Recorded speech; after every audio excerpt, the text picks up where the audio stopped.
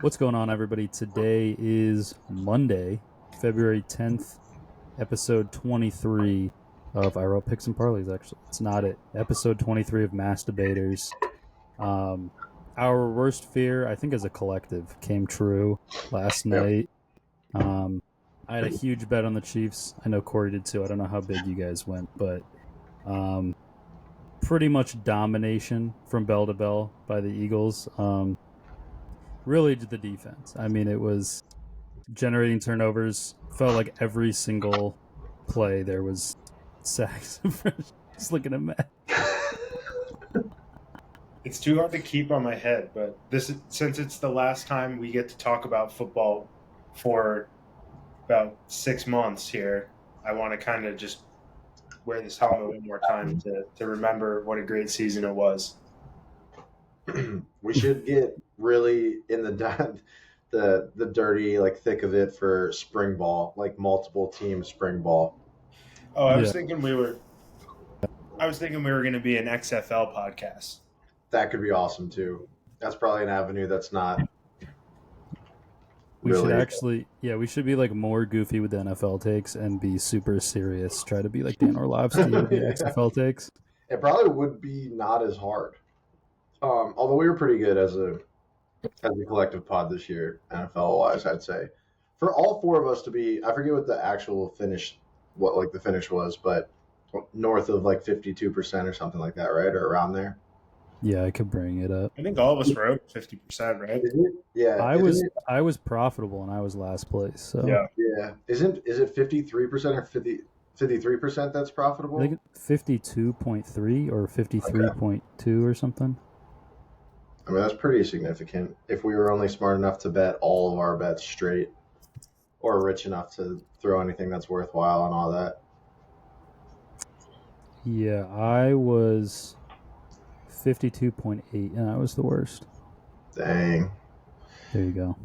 We the XFL is kind of like relegation, but like on a player-to-player basis.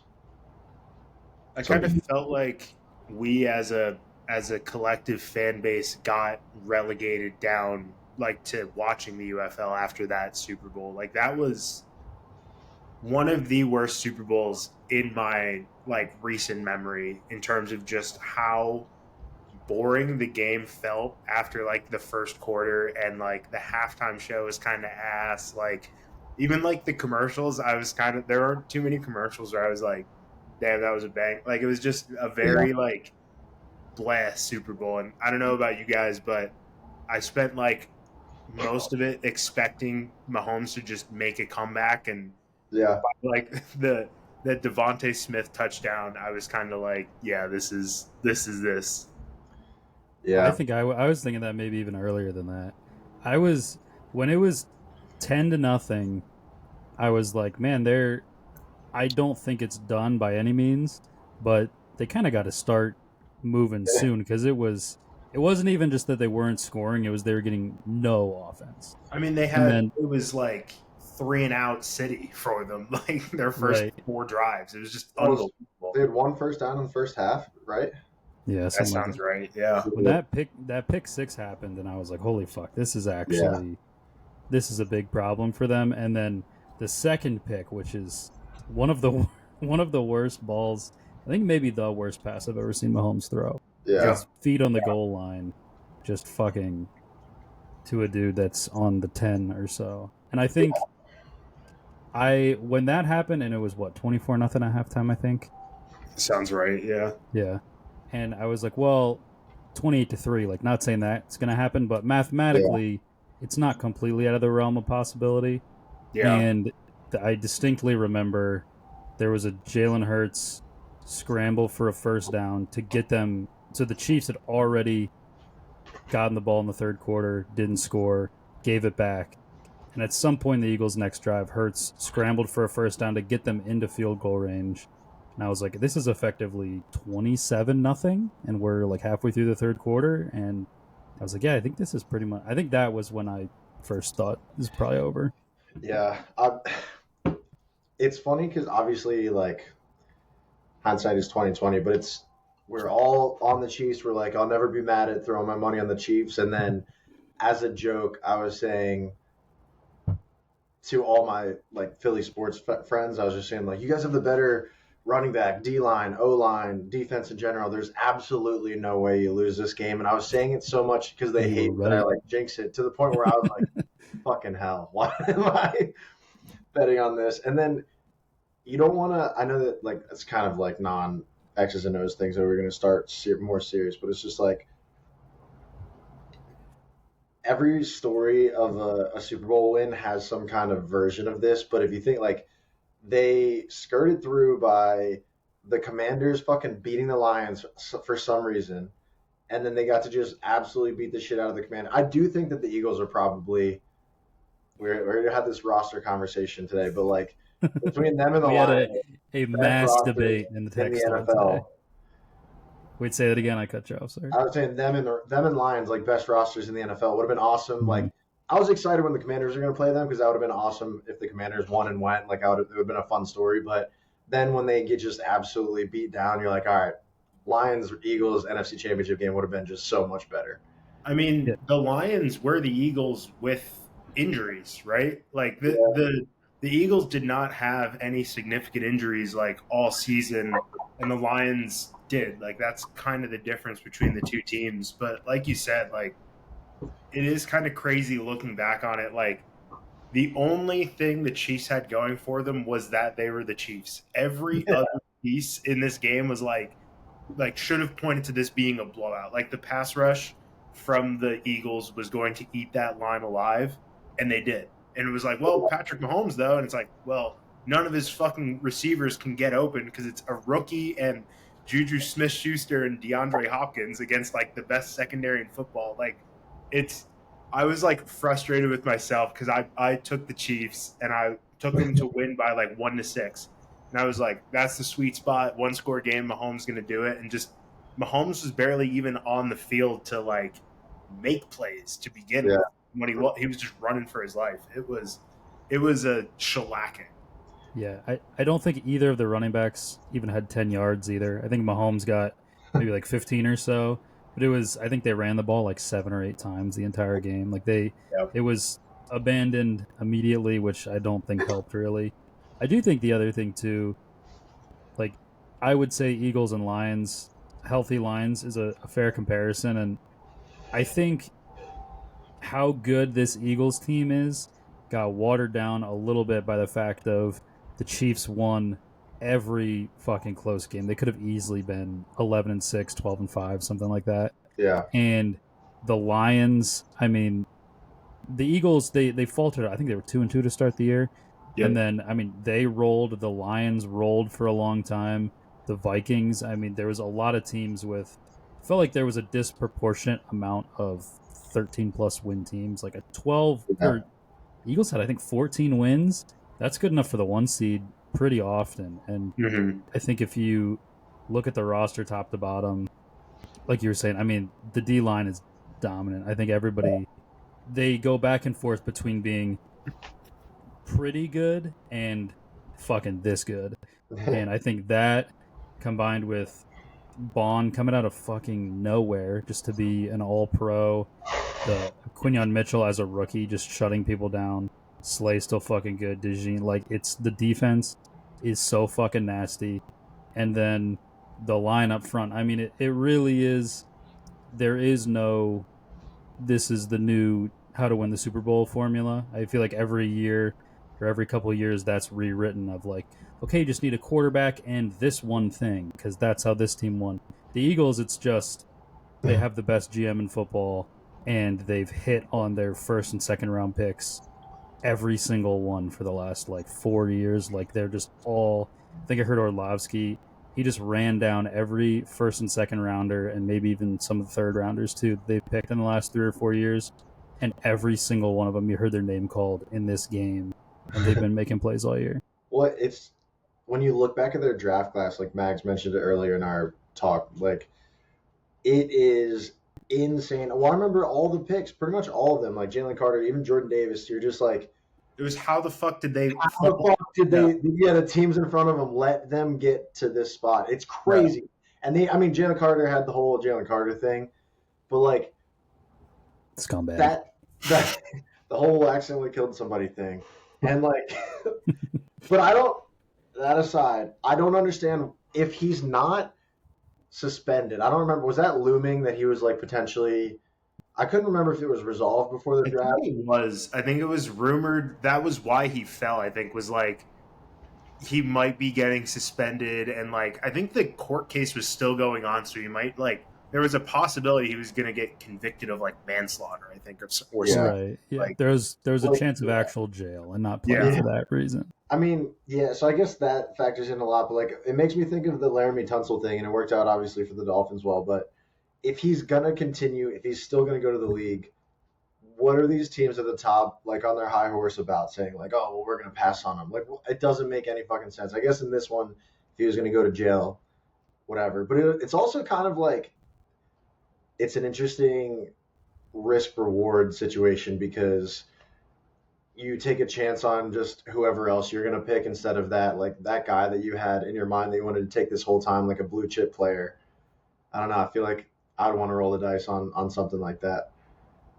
But yeah, I think it's just I remember at the time people like the day he got drafted, there was not one single person was like, this guy's potentially a bust. Like you hear with the top fives, it's this dude can't miss, and the Eagles are just the only ones who are big enough scumbags to actually take him, which it is a valid thing to argue on Twitter and stuff, but for front offices and shit, you think Howie Roseman gives a shit if Jalen Carter gets made fun of on Twitter right now? Like, all that matters is his fans think that he's a genius, and unbiased people like myself also kind of fucking are starting to think that he's a genius.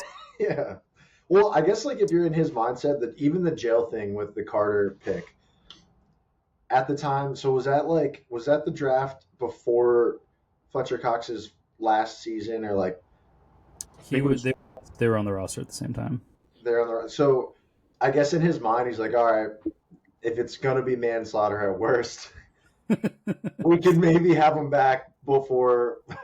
Or like right as Fletch is retiring, and then he just replaces his fucking awesome D line.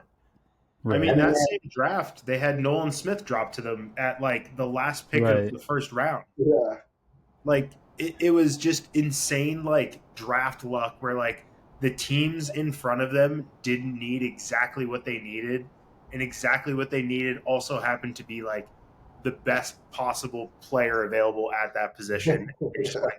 It was just like the perfect storm, and then combined with their GM's willingness to spend like draft capital to trade for AJ Brown a few years ago, and to go out and pay Saquon Barkley, even though like I guess you could argue Saquon was probably a risk that they took, right? Like, you know, paying running backs a second contract doesn't work out all the time, but it was just like a culmination of all those moves, and now like, and it just, you know, it's worked out for them. So good for them. Remember when they traded? Everyone was like, "What the fuck?" The Titans just traded away AJ Brown and drafted AJ Brown. Where the fuck is Treylon Burks right now, dude? That's fighting for a roster spot. This might be kind of a hot take, but coming out of college, the Eagles did like they fucked up on. Imagine if the Rager pick was, if they actually hit on that, even as like a solid 2 or 3 for their team. I mean, I guess AJ Brown might not have happened if it was the same draft as Jalen Hurts. I just realized that. Like, I'm looking at draftees right now. Jalen Hurts was second round. Jalen Reagor was first round. I would bet that because Jefferson was the pick after. So if you're saying if either Reagor was a hit or if they took Jefferson instead, I think you're right. I think they probably just don't trade the first for AJ Brown, and they probably pick another All-Pro. Yeah. And that's what I was. It's kind of a hot take, but I feel like Devontae Smith's obviously pretty awesome, and he's seems like a good dude, good locker room presence. But they coming out of college, you know, he's the Heisman. You're like, okay, he's little. His thing is that he's fast. It feels like those kind of guys in the NFL kind of fizzle out a little bit quicker than.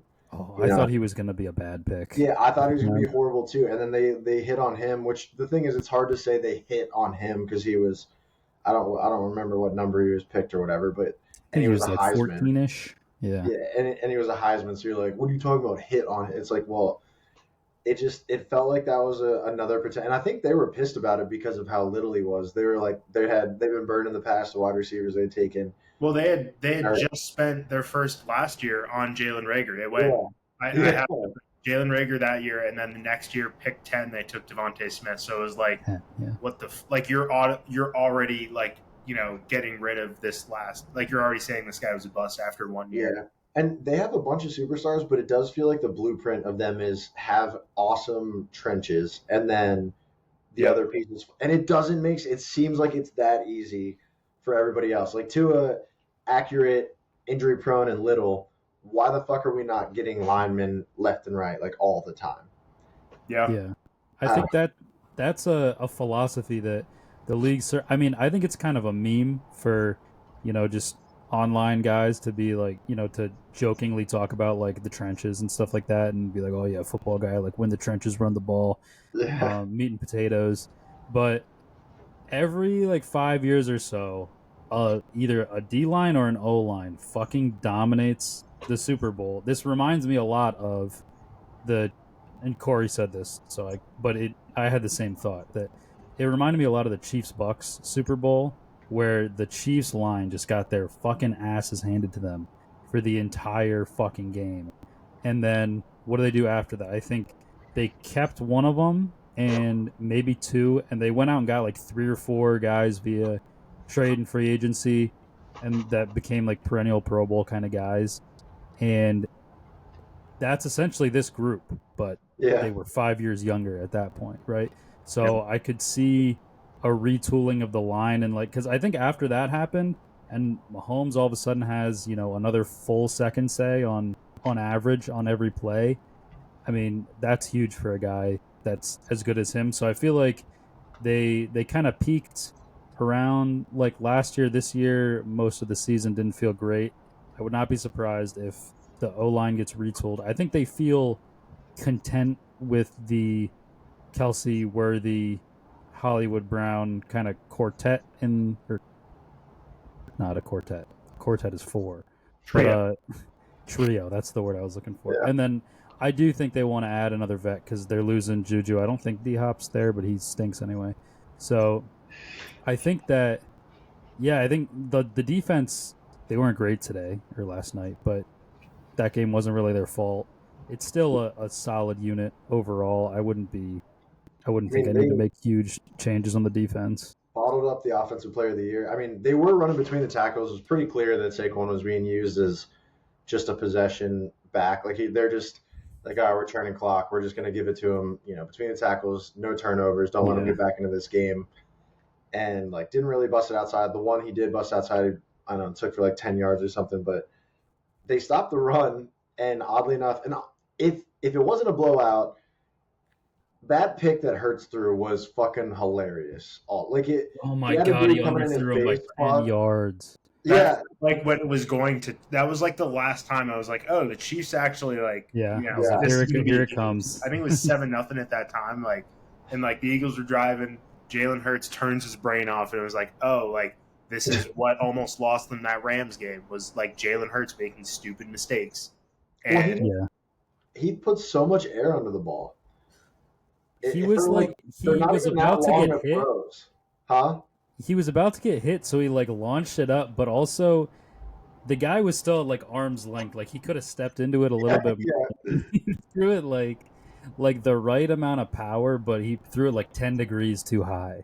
It was just like didn't he throw the last Super Bowl?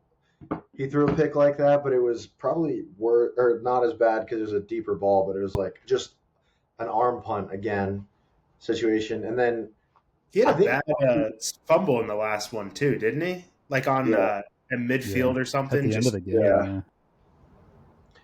But I mean, he got it done. He won a Super Bowl. Not many quarterbacks can say that, but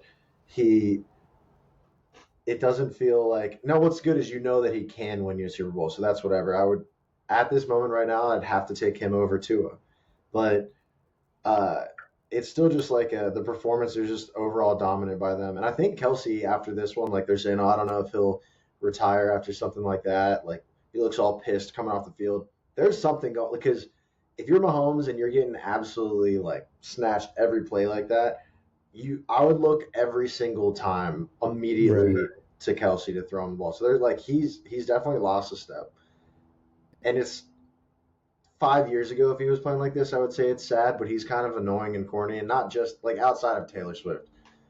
So I'm like, all right, whatever. You He can was retire. very annoying and very corny pre Taylor Swift, and I think a lot of haters forget. Yeah, Like, yeah. dude, this dude has been the corniest player in the league. He had a fucking reality show as like a second-year tight end for the Chiefs. Oh yeah. Or the Chiefs were the Chiefs. I Like, still think Matt Collins is fucking worse, but yeah. I wanted to. So I saw this take from a couple people, and I wanted to ask your opinions on it. So a lot of people kind of equated this Super Bowl to I believe it was the 27, the last Eagles Super Bowl where they beat Brady, and then Brady came back pissed off and ripped off another. Was it 3 after that? Right? 2017. Yeah, I think he won 18. And then 20. He had at least 2. Yeah, at It least was 2. 18, and then the Bucs Super Bowl, and they were saying like, does this kind of make the like silver lining for the Chiefs? Are they going to not get complacent and realize like, hey, it is going to take more than Patrick Mahomes to win his championships, and like, are they going to just come back next year like guns blazing again and go out there and rip off another like 2 Super Bowls after this because of this loss? I think they'd have to make significant moves because of what Lewis was saying, they could have easily had 6 losses, 7, whatever this year. Yeah. This kind of felt like it seems weird to say for the Chiefs, but like a team of destiny, like what's the movie, whatever. But like they were going to be there no matter what. And this team was bad. They're not good. Their defense is fine, but they're not the best defense. They're like Mahomes is Mahomes, but I don't know. That Super Bowl is. I mean, I guess like the Eagles are a very good team, but they looked horrible. It was Really yeah. bad. It was. And it said something about like the Ravens and the Bills because I think the Ravens would have been the best chance at making it a good game. I think so too. So like and I wouldn't even wanted them to be there, and clearly you guys wouldn't have either. But then like in the Super Bowl, I'm like, well, at this point, I'd have much rather a better game. Yeah, I mean, considering that the Eagles won, and the Ravens are the only team I hate more than the Eagles. Like, I would have hated the fact that it was that was my 2 choices, like in the lead up to it. But I mean, if the Eagles are going to win either way, If outside of the football, Max, do you have something specific to the game?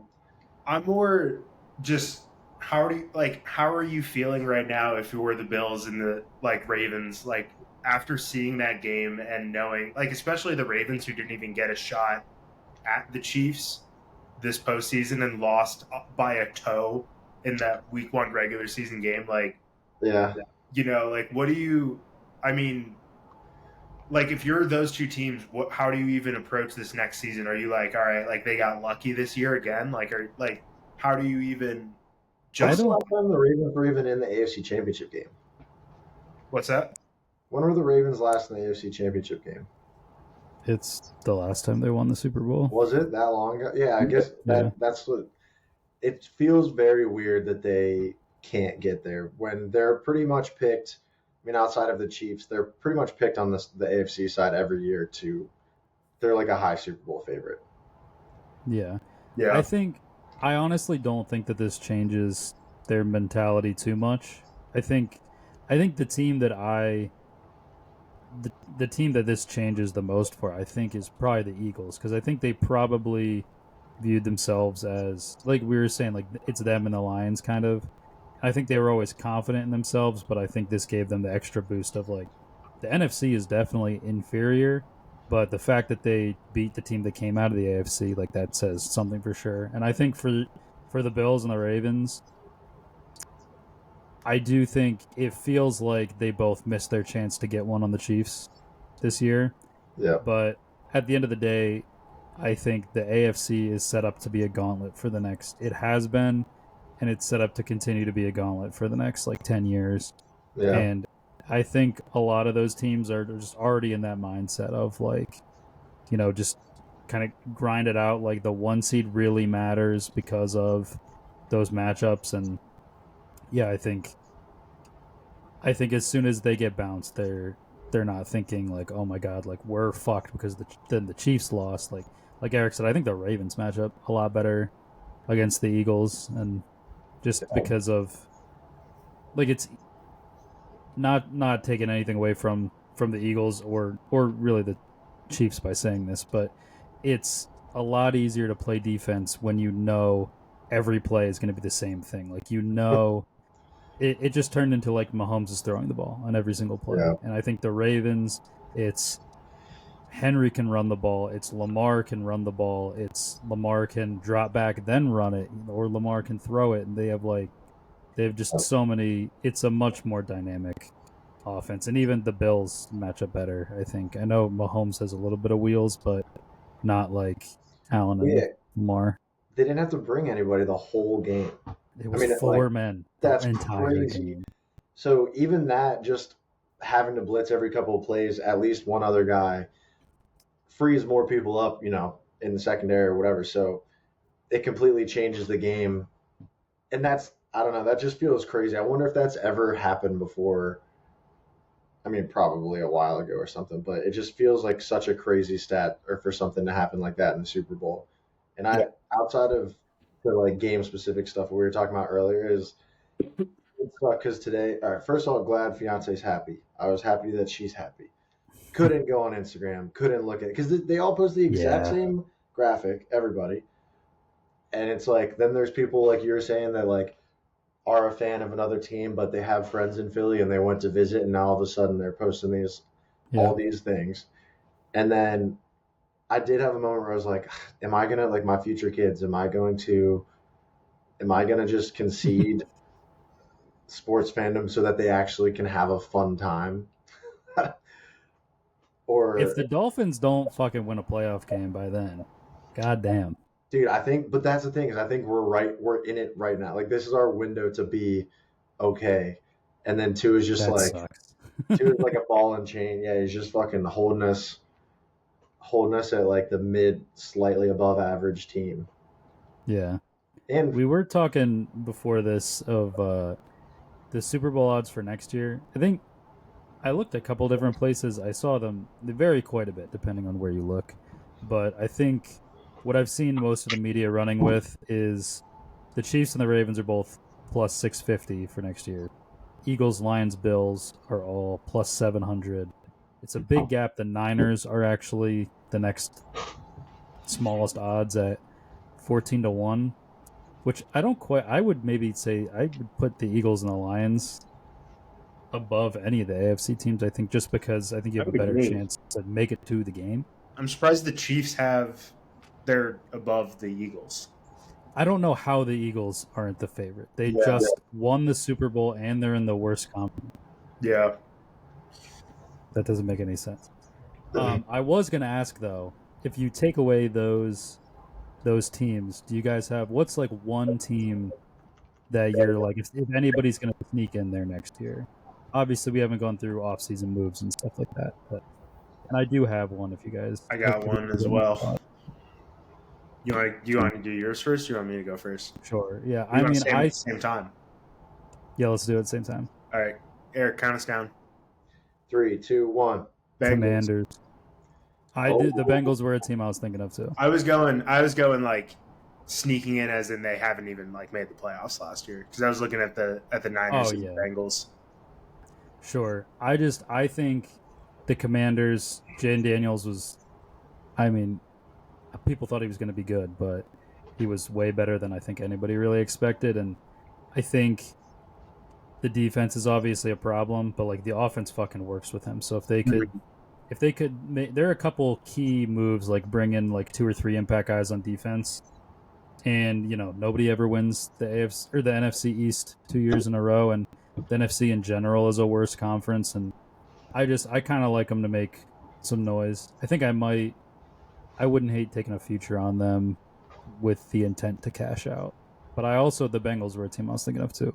I wanted to think of a NFC team, but I immediately came to mind was if the Texans come out of their sophomore slump. I know it's kind of a disgusting one too, but it's just like their division is horrible and they clearly have talent. But Yeah. And then I want the Chargers to be. Me too. I want the Chargers so Chargers bad. would be a good sleeper. Like so there's that like it's like a I don't know if it's a stat you would say or like some like how the Super Bowl loser always has like a really bad season the next year. Like if you want to buy into that with this Chiefs next season, get a future going on the Chargers or the Broncos to come out of the AFC West. I don't hate that either. The Broncos are like, they're not going to go deep. I don't think they'll go deep in a playoff soon, but they are like a fun, could be contender to be at the top of that division. And then what's interesting about this year is I haven't done too much draft prep yet, but just based on the tons of college games I watched, it doesn't feel like there's too many, if anybody, in the draft this year that could pretty quickly change, like turn a team around. Yeah. There's no Andrew Luck in the draft or anything like that. So somebody basically will put it this way: if one of the quarterbacks comes in and starts right away and like wins, is good for like 3 or 4 wins for a team, that would be kind of shocking. Yeah. Well, I feel like you can kind of look at next season just based on what we have right now. Yeah, I will say I think the one impact guy is, I think outside of Cam Ward, I think Miami was a pretty average ACC team, and I think a lot of that was him kind of one-man showing a lot of that. And I know they had high-level transfers and stuff, but end of the day, nobody really jumped off the screen when you watch a Miami game other than him. But he is probably going to go to the Titans. And the only thing I would say is I could sneaky see the South being a touch more competitive, but like I think the Colts they're going in the wrong direction. I think overall, I agree with you. I think a lot of the guys who are ready to make an impact on the NFL level are all non-quarterbacks. Maybe Shador and Cam, I think, could be, but again, I don't think anybody's trading out of those picks.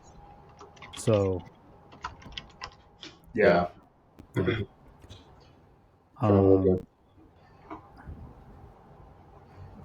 are you looking for? Just a couple. I was looking, confirming the draft order, and then just the prospects. I mean, like the exciting guys are Cam Ward, Abdul Carter, Travis Hunter. That's it. Ashton Genty. Ashton, yeah. I was having this conversation the other day. Who do you guys think is QB3 in the draft? Maybe not necessarily who you think is the best, but who do you think will get taken? I don't even know who the QB prospects are outside of the top 2 in this one. Shador and Cam Ward, and then even though he lost me a lot of money and we were kind of out on him in the second half, I think that what's his fucking name? Jackson Dart. Yep, that's who I think it's got to be Dart. I think he's one of those guys taken in like the teens in the first round. Yeah, well, I think he's one of those guys that Mel Kiper was going to be like the most draft ready quarterback in this class. Yeah. He's like, now the last guy that comes to mind about that was Nathan Peterman. So that was tough, but a lot of snaps under his belt. Yeah. I think Shador will be a great Raider.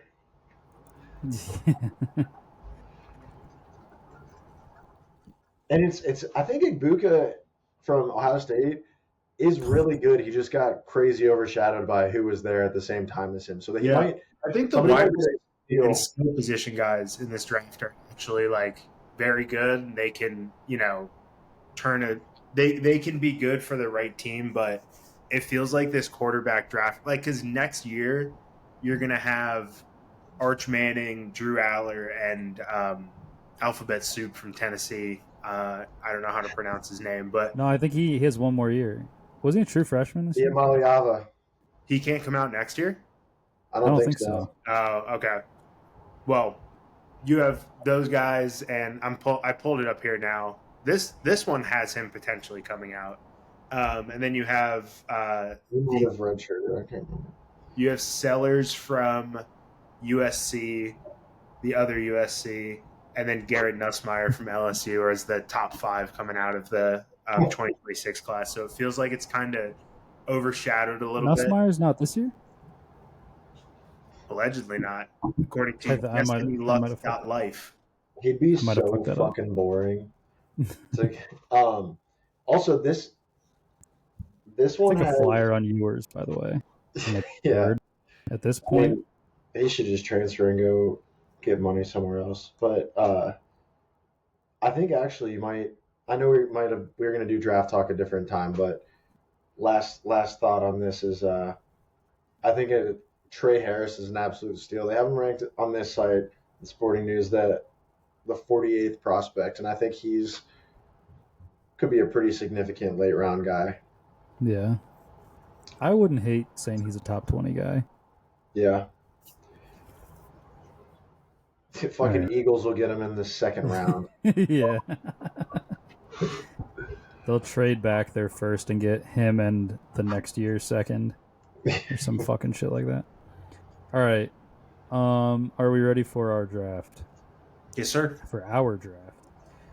So today we are doing, I don't know exactly the title. I think it's like undeserving Hall of Famers / like it's pretty much guys who are either in the Hall or are consensus headed to the Hall that we are out on. I think there's varying degrees of how out on them we are. Like there's a couple guys that I would say just shouldn't be in, and then there's a couple that I think should have to wait a couple of years. I know people like to bitch about that a lot, how long people are waiting, but let me pull up a wheel Did you here. guys go? You were multi-sport or? I did not, football. but Mags did. I could come up with one on the spot if I want to. All right.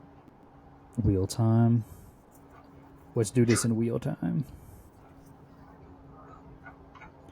All right. This is NG Pantones. And here we go. Are we doing 4 picks? Yeah. Fucking. That's fine. We're going to start off with a bang because I know what Mags is doing first. All right, Mags. For as much as Corey says the wheel hates him, I don't think it likes me too much more. God damn it, I think I lost. Oh, No, I won. Gives me time to think of my list. All right.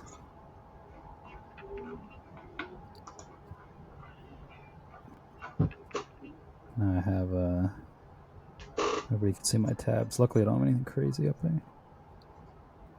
Aside from what a Wikipedia of what a bishop does in the Catholic Church. I was doing a little bit of writing last night, so I was world building. All right, so Anthony Maglio. So my I'll bleep out the government name there. In my government name, my number 1 pick. I've had this take we're going on year 6 of when this take was born, hatched from my brain. I've been a hater of this guy for a very long time. I think that Drew Brees is going to get in as a first ballot Hall of Famer, and I don't think, not only does he not deserve to be first ballot, I don't think he deserves to be in the Hall of Fame, period. He was the king of putting up regular season stats in a time period where just quarterbacks were throwing like crazy. The defense was constantly being handcuffed with, different penalty. Like you couldn't hit the quarterback, couldn't hit receivers and stuff. And Drew Brees was constantly putting up these stats. and then he went to the playoffs and just laid egg after egg after egg. And there was a stretch of like, the take came to me after that stretch of 4 years where he just was constantly losing in like the first or second round of the playoffs and blaming it on like overtime rules or a missed pass interference call, like all that bullshit. And I brought some notes to the party here on this one. So I'll give him credit where it's due. His Super Bowl run, he beat Kurt Warner, Brett Favre, Peyton Manning in the Super Bowl. Iconic Super Bowl run, carried by his defense. I don't know who said that. After that, the bounty scandal defense. After that, I want to read to you his playoff outcomes for the rest of his career. These were his playoff outcomes. The very next year, they lose in the wild card round to the Seahawks team that was the first team to make the playoffs with a losing record. So the Beastquake game. Yeah. Yep. 3 years later, they lose to the 49ers. I believe that was 2011. Sorry, it was Kaepernick Niners, I think. You're probably thinking in your head the Colin Kaepernick years, right, where he was running crazy. That was the Alex Smith years. He lost to the 49ers. But remember, it was controversial to even bench Alex Smith. That's how good he was. There you go. And then the next year, second round loss to the Russ Seahawks. It's a fair loss, right? On the road, whatever. And then we get to the 2017 through 2020 gauntlet, losing to the Vikings second round at home to Case Keenum. Yeah, that's a damning one. To Case Keenum. That was the Minneapolis Miracle. Yes, it was. The next year was the overtime loss to the Rams with the missed pass interference call. That game was at home, and so they missed the pass interference call. They went to overtime. Drew Brees got the ball to start overtime and threw a pick. So, and then the next year after that, again, wild card loss at home to the Vikings. I believe that was the Kirk Cousins Vikings at that time. And then after that, losing to the Tom Brady Bucks. Drew Brees, he was on a second level from all of his, contemporary cohorts of that time period. Ben Roethlisberger, Eli Manning, Peyton Manning, Tom Brady all got multiple Super Bowls. Drew Brees did not. And his fucking NyQuil commercial was really dumb. I hated it. So, Drew Brees, go fuck yourself. You don't deserve to be in the Hall of Fame. I have one question. Yep. Is Matthew Stafford a Hall of Famer? If Drew Brees is a Hall of Famer, Matthew Stafford is a Hall of Famer. By your metric, if you could keep Drew Brees out, would you put Stafford in? I would keep Stafford out as well, yes. Okay. That was the one I thought if you had Stafford in, that'd be, I think, hypocritical because they both have the one Super Bowl and Brees is obviously, he's had better teams, but I think they're pretty comparable of like, these are just stat monster guys that none of it ever quite mattered that much aside from 1 year. Yep. Would you say, well, I don't want to get too deep into it. It's a hell of a take. I think it's I recognize it is a hot take, and I recognize it's probably a wrong take, but I will stand on that take. I think just with he is above the baseline for Hall of Fame quarterbacks based on who's like in there and who everyone thinks is getting in there pretty soon. But I don't hate it. I think if he didn't have the Super Bowl, there would definitely be. Yeah, the Super Bowl is the biggest. Counting stats just really fuck you though. Yeah, what are all his? The biggest. Does he still hold any records? I forget because he was one of the most accurate quarterbacks of all time, right? And then I know that his attempt yards is low.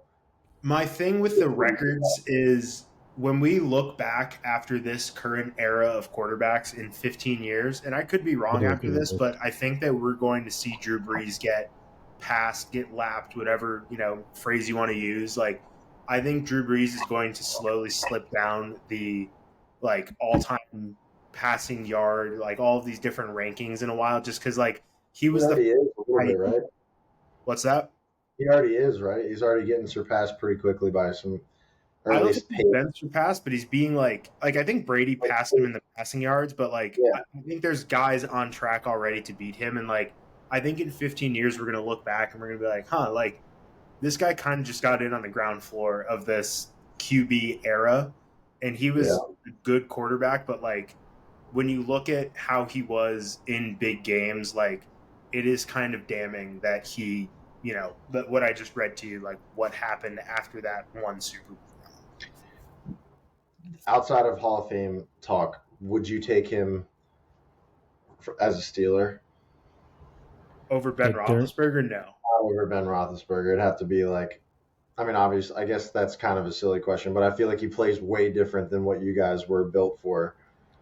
It was him only winning one Super Bowl compared to like the guys in his era winning multiple. I think is just he was a solidly number 5 or 6 guy of his era. Why does it feel like people don't talk about Ben Roethlisberger as like a shoo-in for the Hall of Fame? I actually feel like I've been seeing more people respect him now that he's out of the league. I feel like when he was in the league, people like to pretend that he was. I think that it was. I think people viewed it as Brady and Peyton were their own tier, and then I think a lot of people, just based on the trajectory of his career, they put Rodgers way ahead of him, and I think people had Breeze ahead of him, and I think people had him in the like Eli conversation, and then I think once they all retired, people were kind of more honest about it, and like people are really souring on Aaron Rodgers to the point where I've actually heard people say Ben over Rodgers. I think Ben also kind of got screwed by the end of his career coincided with the end of Brady's career and how bad Ben looked at the end of his career versus Brady like still lighting it up and winning a Super Bowl, and it's like it was an unfair comparison, but like you can see why people made the comparison, but like Brady should have been on his own tier, but because these guys were from that same era, like they were being compared, so it was like that alone kind of probably soured a lot of people on end of career Ben, and they kind of couldn't look past that at what his prime was. Yeah. Well, I don't think I'm even ending this conversation because I'm going with my first pick, another guy in the same time period, and this guy's topical, and he's kind of the reason why I thought of this. I'm taking Eli Manning because I think that the 2 Super Bowls, I think, make it undeniable that he will get in. I saw a lot of people complaining that he wasn't first ballot, which to me is crazy. If he has a exactly 500 record, the NFC was worse than the AFC the entire time that he was there. I think people talk about, the like Brady, Peyton, Big Ben era of the AFC where they pretty much, it was one of the 3 of them in the Super Bowl, I think like 13 out of 14 years or whatever, like just subtract that Flacco year pretty much. But it was a revolving door of NFC opponents in that time. I mean, Breeze got to 1 and won it. Rodgers got to 1 and won it. And like Eli, he did get to 2 and win both, but there were a lot of years where the Giants had really fucking good defenses, and he had players on the outside. Like Hakeem Nicks was a good player. Victor Cruz was a really good player in his prime. They always had good running backs, and I feel like the roster was always pretty solid. That was kind of right around when Eli won the second one, like 2011. That was right when the Reed Eagles were kind of falling off, and like the Cowboys, it was just like the Romo Cowboys, like nothing, like Dez caught it, like kind of teams, like they were pretty good, but the NFC was just, there was a lot up for grabs in the NFC that they just never got. I mean, he's only ever led the league in picks, like no other stats. And I think that he played the game of his life in the 2011 Super Bowl, and I think he made 2 or 3 of the throws of his life in the other Super Bowl. But I mean, they also had really fucking good defense. Like I said, like Strahan and Justin Tuck is fucking, I feel like, a really forgotten, like, all-time great guy. Like OCU Manure, they had so many fucking good players up front, and I just feel like those Giants teams win a lot more if they have Drew Brees. I think they win a lot more. I think Yeah. like like if you give Drew Brees those Giants defenses or Aaron Rodgers in that same time period those defenses into the Packers defenses, like they'd win more. Like I think Eli, you can't take those 2 years away from him. But I think every other year besides those 2, he held them back severely.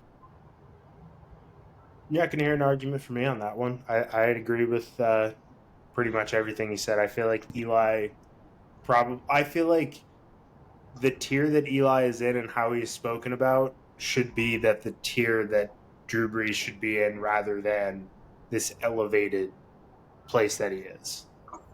Yeah. I think I would put him and Phillip Rivers together, which they're kind of married in history, like traded for each other on draft night and retired roughly around the same time. And I think Rivers is like the better talent with no accolades.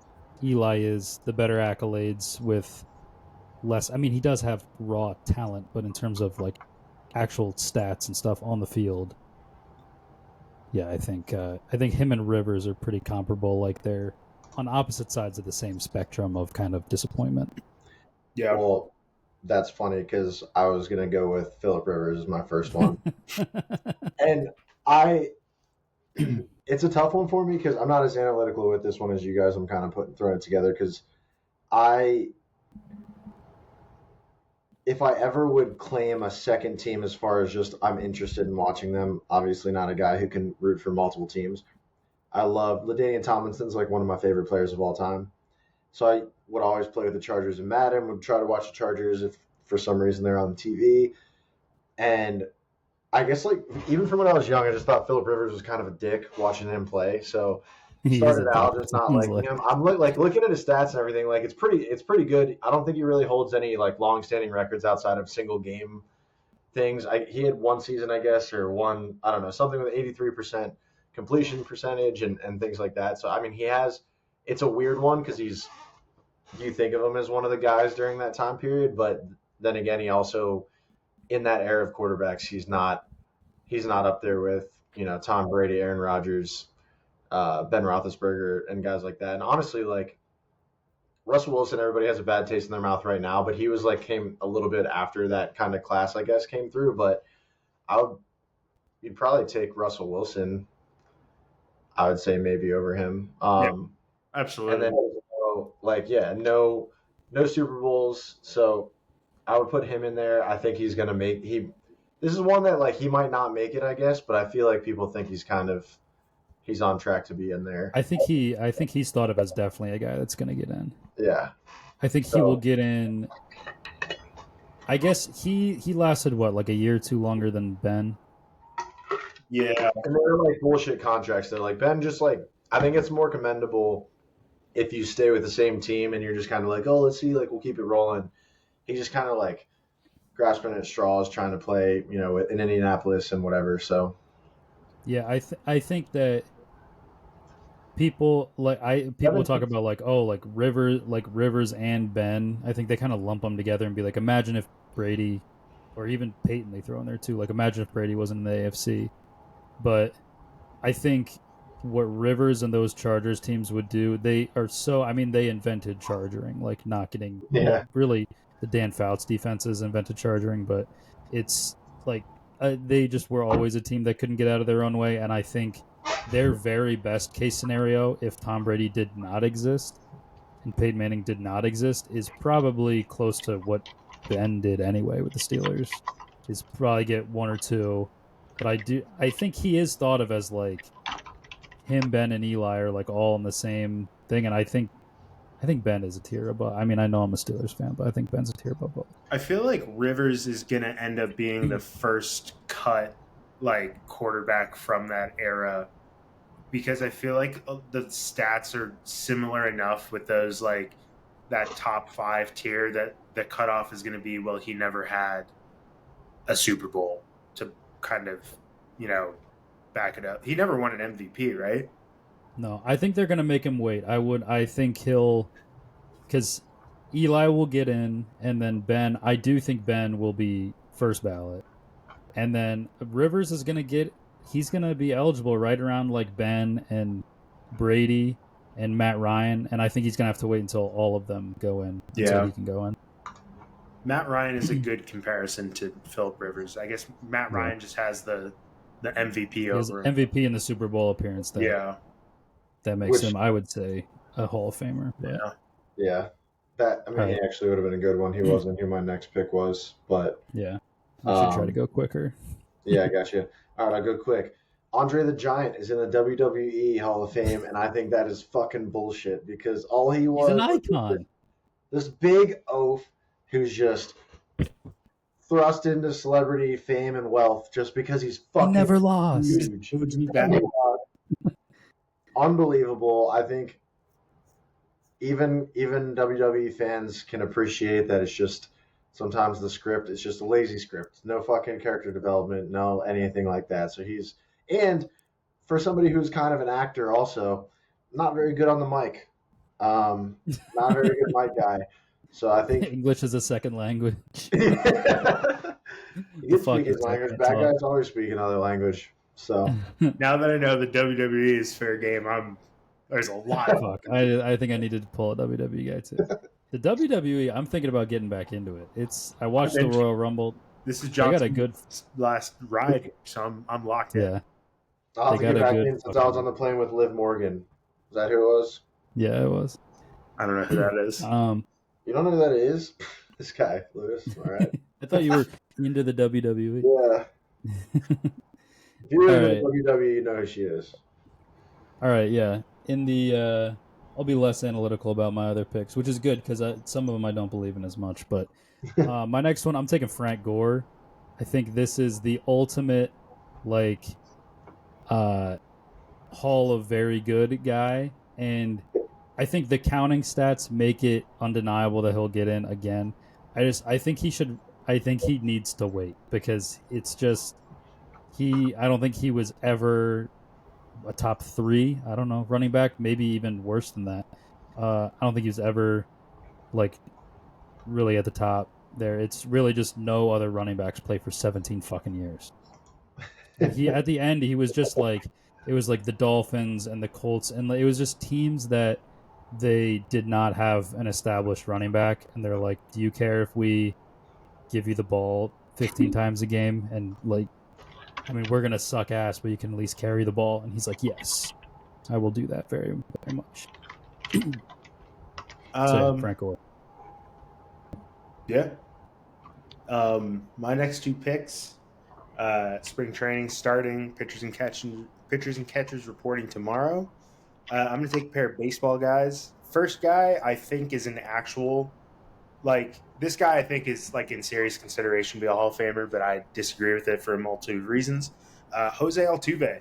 I think being wrapped in a cheating scandal should pretty like heartily disqualify you from Hall of Fame contention. I think the steroid conversation is a different conversation to have, but at the metrics that they have, if Barry Bonds, Alex Rodriguez, Pete Rose, if those types of guys aren't in the Hall of Fame, I think Jose Altuve and I think Alex Bregman probably to a lesser extent. I don't think that he's on the same level of Hall of Fame conversation, but if he was there, I think that it should be a knock on him. So Jose Altuve, I would say, is not, he does not deserve to be in the Hall of Fame. Alex Bregman, because his free agency is kind of dragging on. I've seen, some discussion about him. He fucking sucks since the cheating scandal. Yeah. Offensively, at least. He's still really good defensively. I won't take that away, but holy fuck, he went from 1,000 OPS guy to 800 if he's lucky. Like that should be the most damning piece of evidence. Like looking at it, like George Springer stunk when he left. Yeah. Like, Correa is the only one who's arguably been just as good. He was honestly he was worse in those postseasons than he was in the regular season. He kept getting moved down in the order every year. Yep. My next pick, this guy. So I'm basing this off an article I found.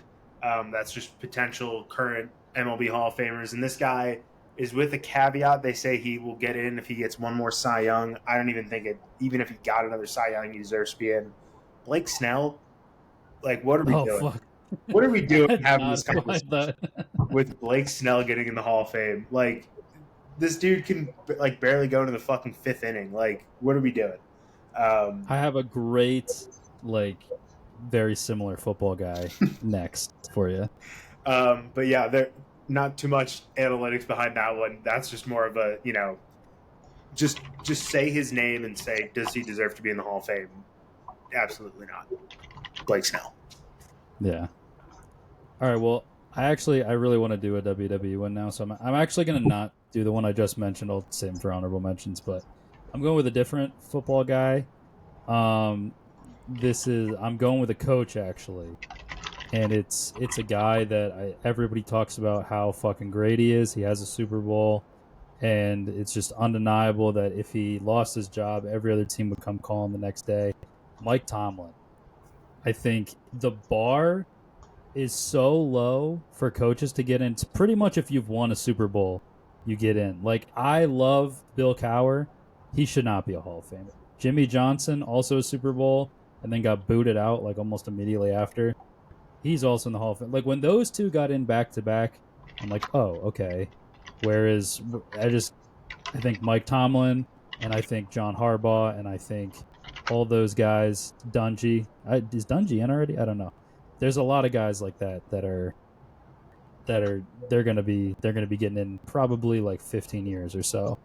Yeah. And I would say Tomlin is a representative for that whole group of guys who, like Sean Payton, I think, in there too, which I would say Sean Payton is probably the best coach out of all those guys. But yeah, Mike Tomlin will be my poster boy for that group of guys.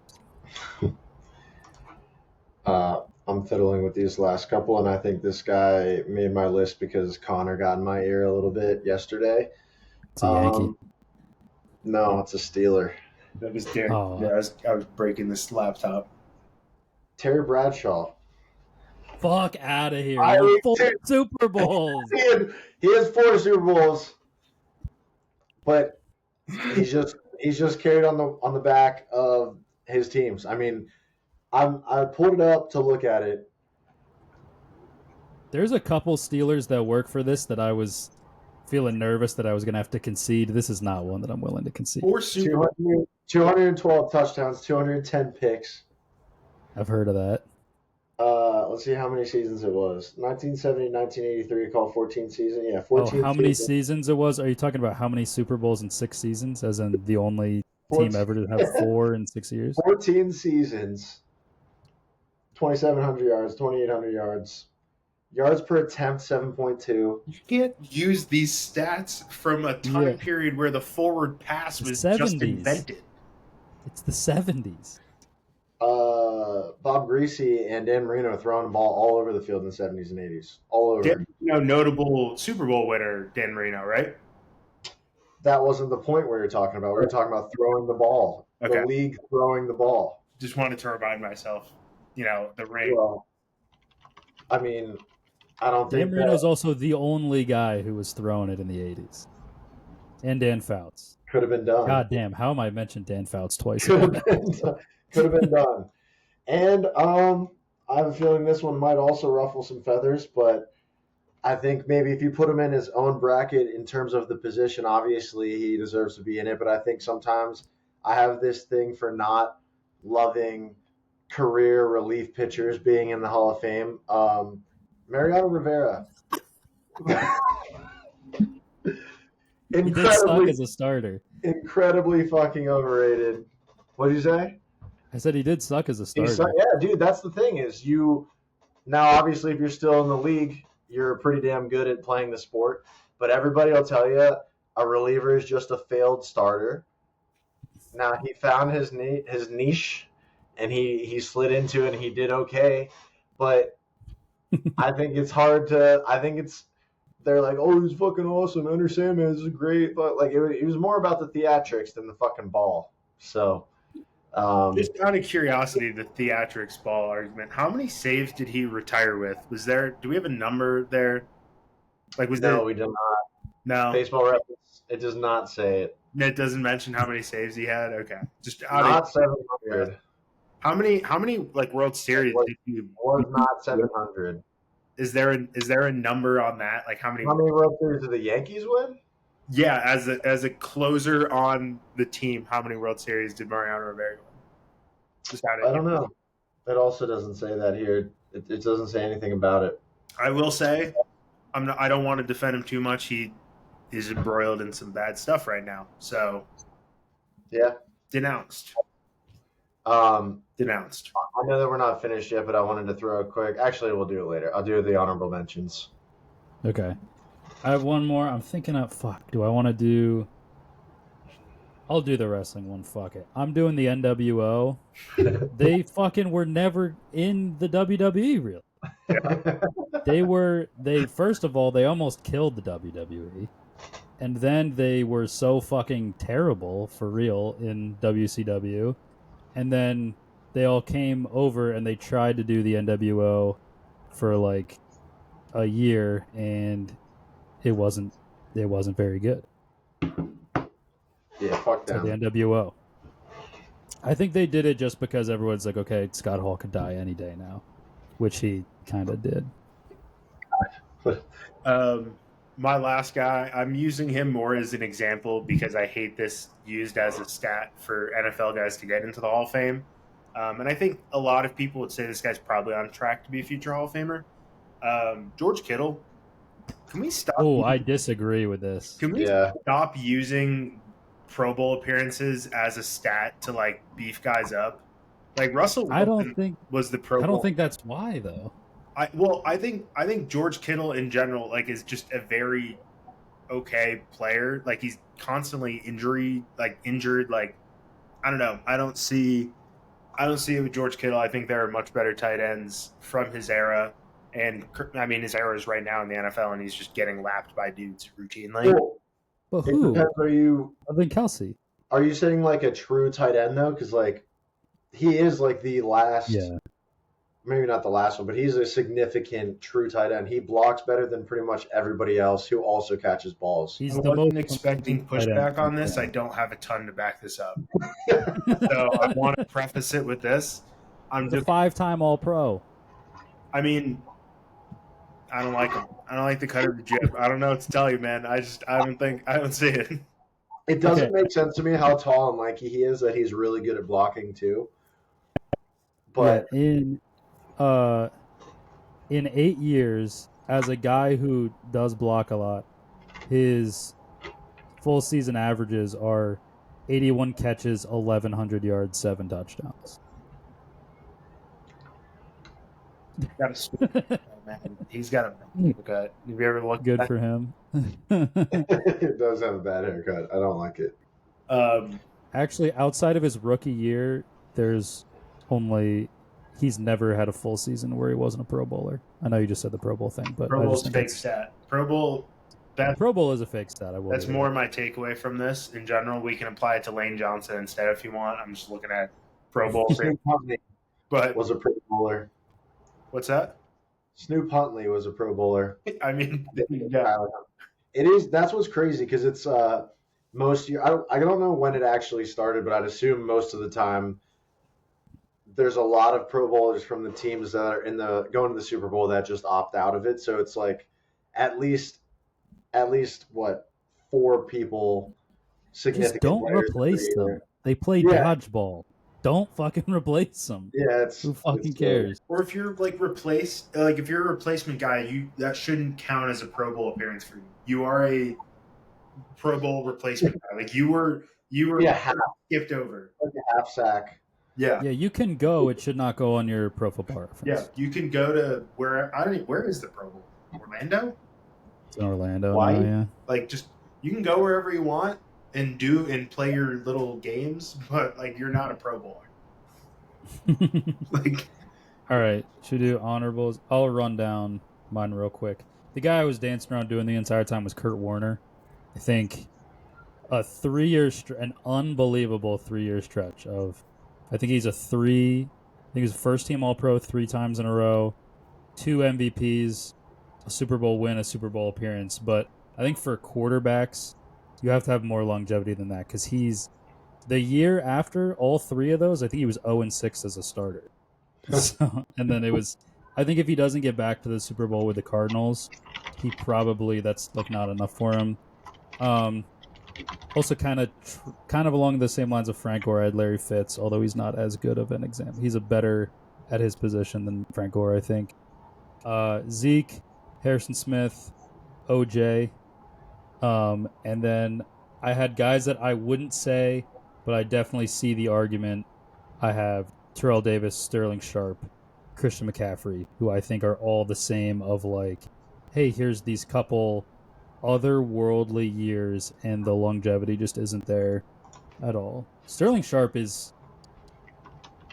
he had the talent, and like when he was playing, definitely deserved to like be in that conversation, but I don't think he played long enough, and ultimately I think Shannon's speech when he got in kind of kicked off this entire campaign to eventually get him in. But again, he was a worthy player. He just got like one of the weirder injuries you've ever seen. But yeah. my honorable mentions are mostly baseball. Current baseball guys who I think have an argument I would argue against. Manny Machado. I agree with that. Not liking that one. Jose Ramirez. I think he's on track again, but Francisco. They're really similar to me. And then I think the controversial one that a lot of people, I think he would be a consensus Hall of Famer. I would disagree, but I don't have stats to back it up. Zach Greinke. Oh, I think you're wrong about that. Yeah, I'm probably wrong. It's probably like Drew Brees, but he's kind of an ass. I don't really like him. He definitely is. Yeah. Yeah. I think he has what? Does he have 2 size? I think. I know he has 1.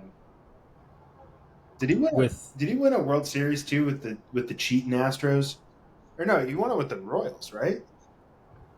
No, he wasn't on those teams. He wasn't on those Royals teams? No, he was on when they were like, when their next best player was like Luke Hochevar or something like. He has 1 Cy Young. My bad. And he finished second another time. That's what I'm thinking.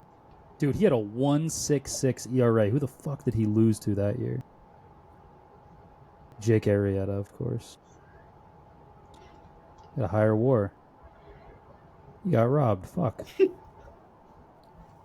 need a Greinke discourse right now. I'm looking at the projections through 2028 for the NFL. Well, first of all, my baseball ones, I want to pick. This is early, but Aaron Judge definitely should not be a Hall of Famer in the future. All he does is hit home runs, doesn't really do anything else. Facts. Anybody who played before black dudes could play in the MLB, except for Babe Ruth. I feel like Babe Ruth would be the poster boy for that. Dude played with a head of lettuce underneath his hat. He had the stat that just comes to mind is that he had more home runs himself than all the other teams combined, or whatever. I don't think all the other teams also together, but every other program, their team specifically together, he had more home runs himself than all of the teams. That's pretty dominant, like as far as dominating your era. I don't think he could hit. He probably couldn't even hit off Aroldis Chapman right now, but him in his prime. Oh, dude, he couldn't hit off of whichever Rogers brother throws like 88. Yeah, exactly. Couldn't hit off. The pitchers back then were throwing every game. Did he ever has he ever encountered a knuckleball? Like, could Tim Wakefield fucking not on purpose? I've read things that back in the day, though, the only thing that was scary for them was that the ball would get so dirty because they were allowed to do whatever they wanted to, and they wouldn't change them out, to the point where people were getting hit in the face because they couldn't see it anymore. So that's when they With no started helmets keeping the on. balls white and changing them out, and not letting pitchers put whatever the fuck they wanted on it. Couldn't see the ball. This, Come on, brother. I think, so it says 2027. Cam Newton is on the first year eligible in 27. I don't think he's a Hall of Famer. Yeah, he had an MVP and a loss in the Super Bowl. I think him and Matt Ryan are opposite sides of the one MVP spectrum. Dab.